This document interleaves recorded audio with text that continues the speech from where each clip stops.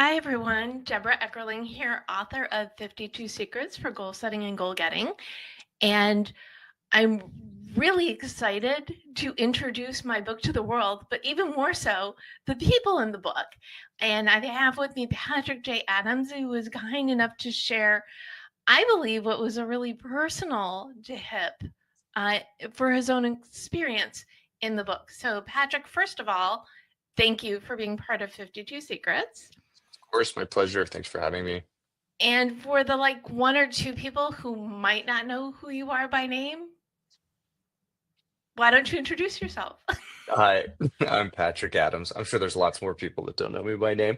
My name is Patrick Adams. I'm an actor and director and performer and father and husband and son and brother, and I live in Los Angeles, California. And so we're recording this the first full week of January, and I expected a different conversation, but we are in this moment. So how are you doing? And I was going to ask what are your goals for the year, but I feel like everything kind of just no everything's off kilter now, right?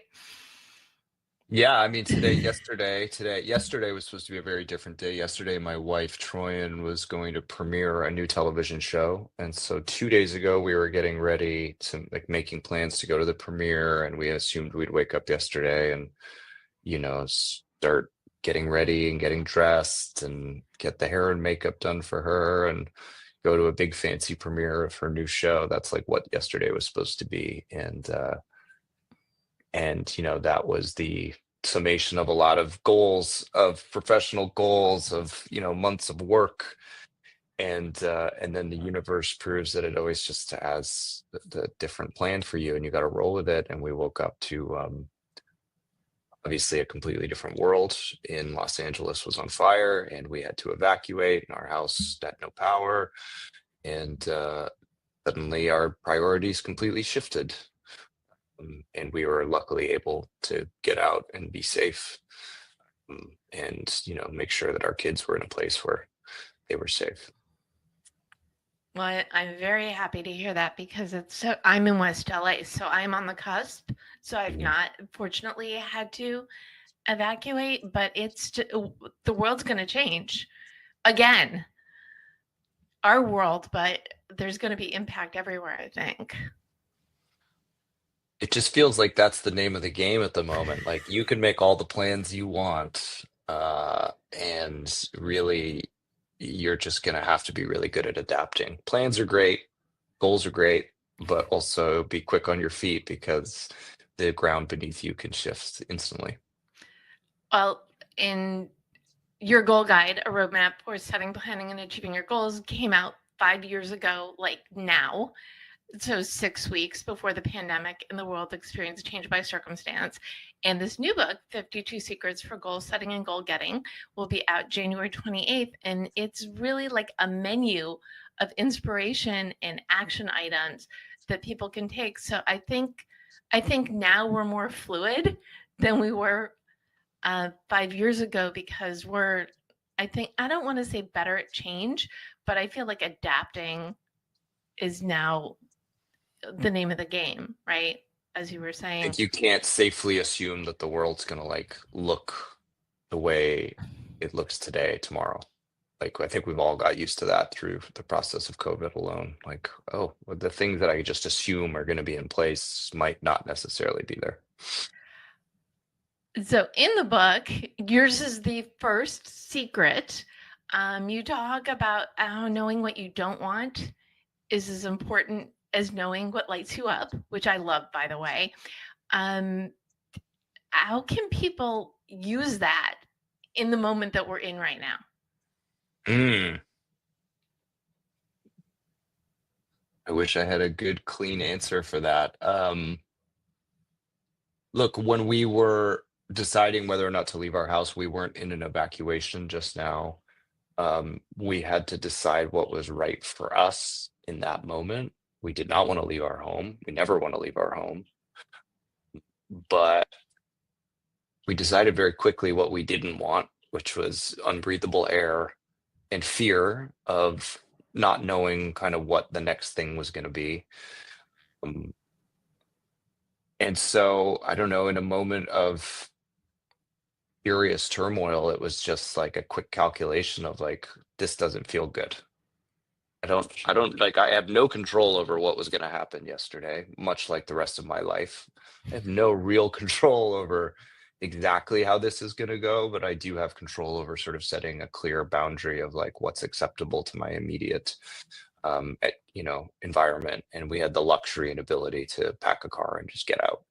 Um, I don't know. I mean, maybe that's a stretch into this exact situation, but I'm pretty attuned to like what worked, what doesn't work for me. Sometimes it's hard for me to know what exactly what I want or how I want it to look or feel. Maybe I know a bit better how I want it to feel, but I know exactly what's like not right instantly. Like this doesn't feel good. This is scary. This is dangerous. Yesterday the air's bad. I want my kids out of here. If we have a place to go, let's go. And it really does, though. I mean, the personal goals, I'll bring it back to it. Personal goals are just as important as the professional ones, and knowing what works for you. And if you have the ability, well, and even now, whether or not you have the ability, I think you need to self protect. You have to self protect because we don't know what things are going to be like tomorrow, next week, what have you. What are you? I was going to say, what I want were to say you? though, I want to What? say to this end, I don't know if I said it in the book, but like for me, I need to be really discerning, right? Because I have to know when I'm having like a fury, and this is more professional now than, getting out of a fire situation, but like I have to be very discerning of like when I'm afraid of something because it scares me. And oh hi. I have to be my kids just walked in. Guys, I'm on a call. Um I have to be super discerning for myself when I have like a fear reaction to something because it scares me and it puts me out of my comfort zone versus like this is not good for me. I don't want to be here. I don't like this is just like not the right place for me or the right thing for me to be doing. Do you know what I mean by that? Like I need to I need to have a clear feeling of like, oh, I'm afraid of this in a good way, and that means I should actually push harder versus like this is not the right place for me to be at. And that's a difficult discernment at times. And I have to be hyper vigilant with myself about, not running away from something just because I'm scared it's going to be hard or put me in a uncomfortable position. And it makes complete sense. There's the gut fear and there's the gut, but I'm going to do it anyway. And Hmm.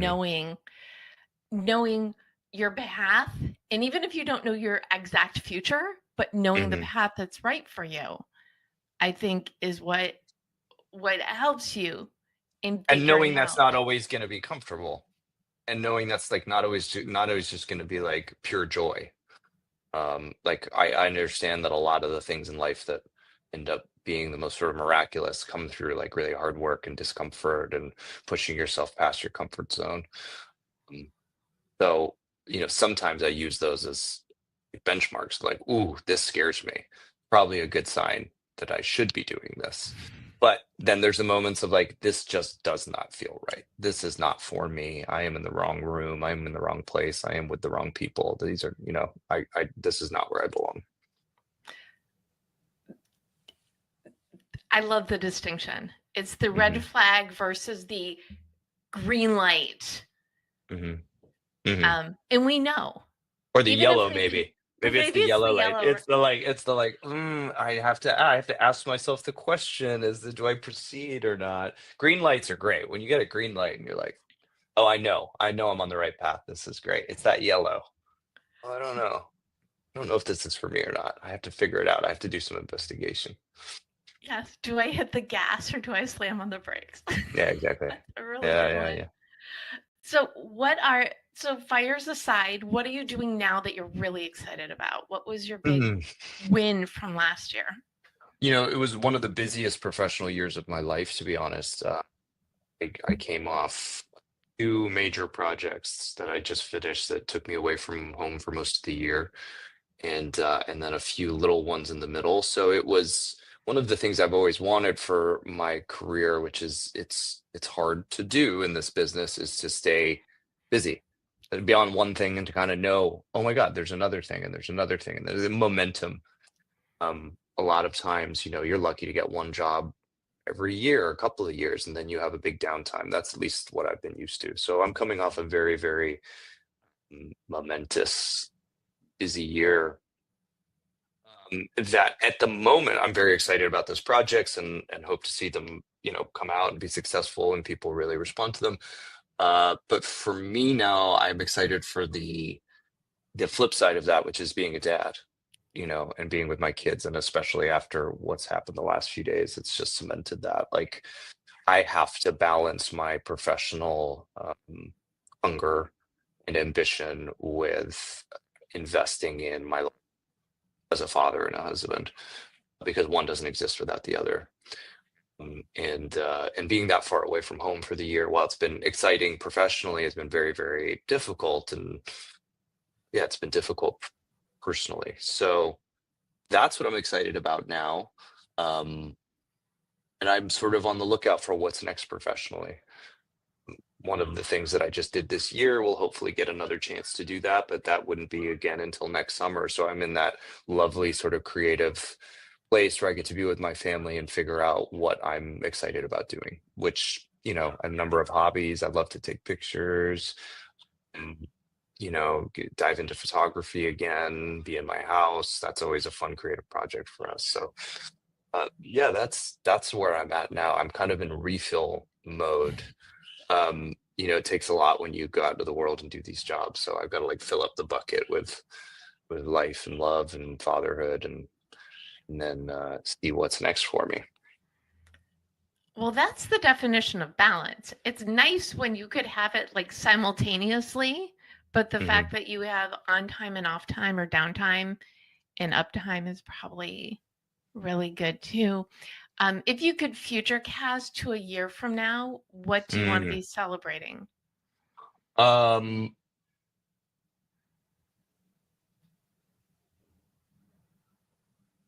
Great question. Uh, I'd love to see the success of these shows. Obviously, that's of the things that I work on. There's so many people that work on these things and put their whole heart into them for years and years, much longer than I did.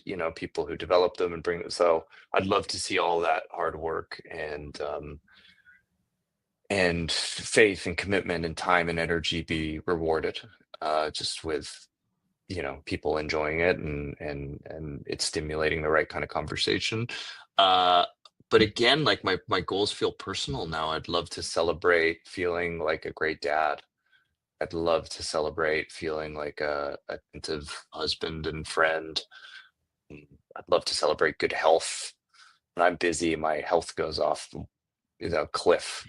So I'd love to take better care of myself and get good sleep. It's not the sexiest kind of goal setting, but for me, it's like I am so deeply ambitious. And when I work, I think I throw myself completely headlong into it, that I need to know how to relax and how to stop and how to, build back up and make myself ready to head back out onto the front line when the time comes. So a year from now, I'd love to see that I was able to find that balance a little bit better than I have in the past. I think it's a great goal, and I look forward to checking in with you to see that you accomplish it. Not the Thank if, you. but when you. And a lot of creating the life you want really boils down to like doing things in small increments of time. What is something someone could do, just like take 2 minutes to do, that's going to be like life changing in making their life better a little bit at a time? Oh, no question. Some form of meditation, just some form of and meditation's a big, wide, scary word to a lot of people, and it comes with all sorts of mantras and gemstones and pillows and accoutrement. What I mean by that is just stopping, taking a breath, whether it's just a couple of minutes, building some sort of practice, finding the time in this life that is just constantly we're being bombarded with things that want our attention and demand our attention. And I think we have to, in order to live a more conscious, be productive, joyful life, find a place where we can take a breath and slow down and close our eyes for a few seconds. I just think it brings so much more intention to our day. I say this as somebody that struggles to find those 2 minutes myself, but I know firsthand that when I do find the time to consistently do it day after day, um, the benefits are immediate. I feel clearer, I feel more calm, I feel less able to be stressed out and, have my nerves hijacked or commandeered by all the things that are trying to get my attention. Nice. Another goal for you to do more 2-minute Big goal. meditation time. There we go. I appreciate you, Deborah, because you helped me to find the specific goal. It's like, yes, that's what we're doing. We'll write that down. I can live macro, and you remind me to be micro, Well, thank as you. well as macro. Well, I am a firm believer, as you know, that this is our life, and it is up to us to decide where we spend our time and our energy. And maybe we're building big things, and maybe we're building little things, or maybe we're working towards big personal goals, or balance, or big professional accomplishments. But it's really all up to us, right? To see, okay, if I really want this, what do I need to do?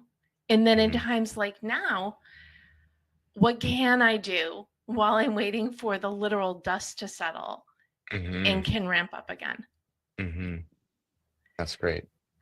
So before we wrap with a final thought, what are you working on now that you want people to know about?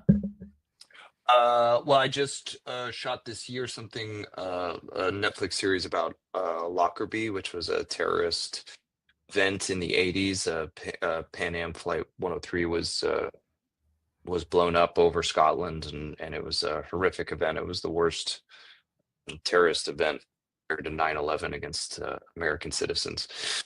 And so it's a story that I felt very passionate about and got to meet a lot of the people involved and a lot of the families of the victims.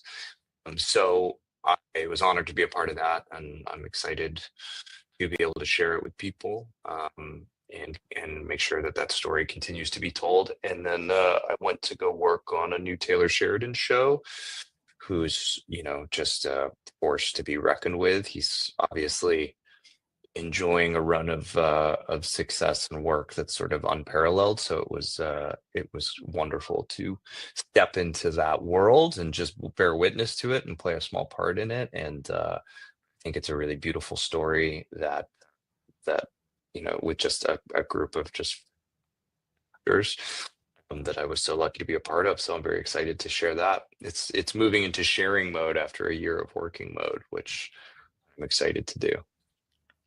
Awesome. And you have a podcast now too, don't you? Oh yeah, of course. Thanks for reminding me. My podcast people will kill me. Yeah, we're watching Suits. So I avoided watching Suits for the longest time. I just don't like to watch myself. It's very uncomfortable. And then it occurred to me at some point that I should probably watch it, and it felt like a podcast was maybe a good way to really formalize the process and like share it with fans, and like not let myself off the hook of skipping things or not finishing the watch. Though Sarah Rafferty, who played Donna in Suits, and I are watching the show and doing a weekly podcast where we talk about the episodes and talk to people who we worked with over the course of the show, the creators, the directors, the actors. And so far it's been great. I mean, it's my first podcast, and there's a steep learning curve and figuring out how to be the host of something, but I feel like we're getting better at it, and I feel like we're enjoying it more, and we're getting deeper into the sort of the material, and really reminding ourselves of how lucky we were to have that experience.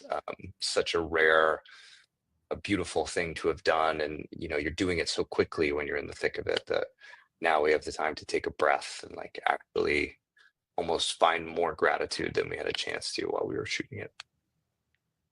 Awesome. Well, I am, as you know, a fan of the podcast because it's just a good way to connect with people and have good conversations. and let people listen or watch, right? Because isn't that the human experience, is sharing what you know and bringing people into those conversations, which is what, watch me bring it back there, 52 Secrets for Goal Setting and Goal Getting is all about, where I reached out to 60 awesome people like you in entertainment, business, tech, food, to just share what works for them in the hopes of inspiring and activating others who need that nudge in that right direction. Do you have a final thought that you want to leave people with? No, just that I'm so happy for you. And I think it's wonderful that you do this and you're making the world better for the people lucky enough to read the book. So thanks for having me along. I appreciate it. Well, and thank you for being part of it. And again, you can grab a copy of 52 Secrets for Goal Setting and Goal Getting at your favorite place to buy books, or go to 52secretsbook.com. Go for your goals because it's all in your hands. Thanks, Deborah. Thank you.